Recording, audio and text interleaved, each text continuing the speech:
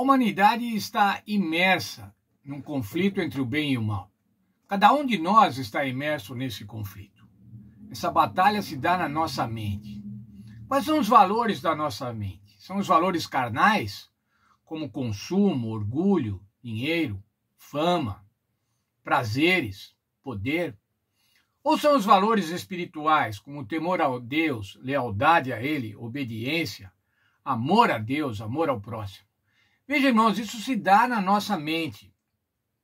E a mensagem do Apocalipse é um chamado alto e claro para temer, honrar e reverenciar, respeitar a Deus como o centro da nossa vida.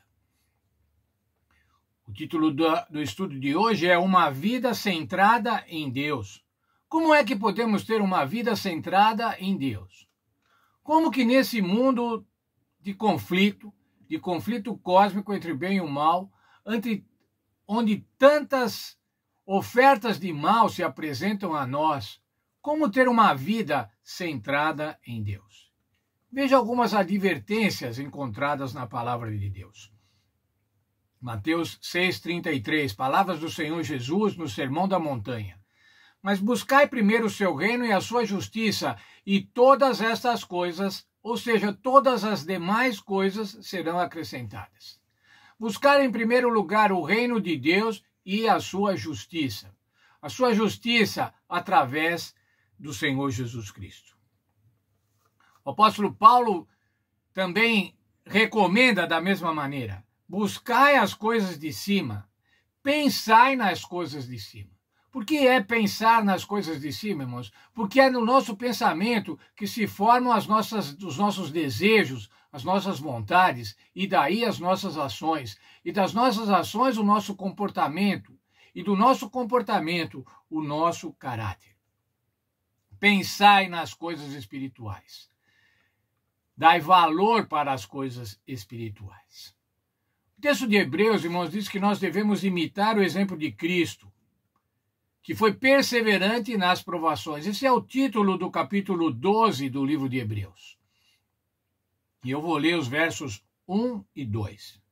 Portanto, também nós, visto que temos a rodear-nos tão grande nuvem de testemunhas, desembaraçando-nos de todo o peso e do pecado que tenazmente nos assedia, corramos com perseverança a carreira que nos está proposta, olhando firmemente para o autor e consumador da fé, Jesus, o qual, em troca da alegria que lhe estava proposta, suportou a cruz, não fazendo caso da vergonha, e está assentado à destra do trono de Deus. Vamos analisar um pouco esse verso, irmãos. O verso diz assim, que nós temos uma grande nuvem de testemunhas, e temos mesmo, irmãos, testemunhas aqui na terra presente e testemunhas no céu. Seres celestiais são testemunhas do que acontece com cada um de nós aqui. Mas diz assim, desembaraçando-nos de todo o peso do pecado. O que é alguma coisa que está embaraçada, irmãos? Alguma coisa embaraçada que está atrapalhada, que não permite que se saia livremente. Você está no trânsito embaraçado. Ou você tem uma linha, um barbante embaraçado, isso quer dizer que você não consegue desatar. E agora então, irmãos, o texto aqui de Hebreus diz assim, nós temos o pecado nos embaraçando de caminhar livremente para o Senhor Jesus, nos embaraçando de amar ao próximo, dificultando a nossa caminhada espiritual. E diz assim, ele nos assedia tenazmente. Quer dizer, constantemente, irmãos, com força, é que nos assediam o pecado, as tentações. Agora diz assim, então, corram com perseverança. Nós devemos ser perseverantes, irmãos. Temos que ser perseverantes, porque se não formos perseverantes, vamos sucumbir às tentações e ao pecado. Corramos com perseverança a carreira que está proposta. E daí, então, ele está usando novamente uma figura do jogo olímpico.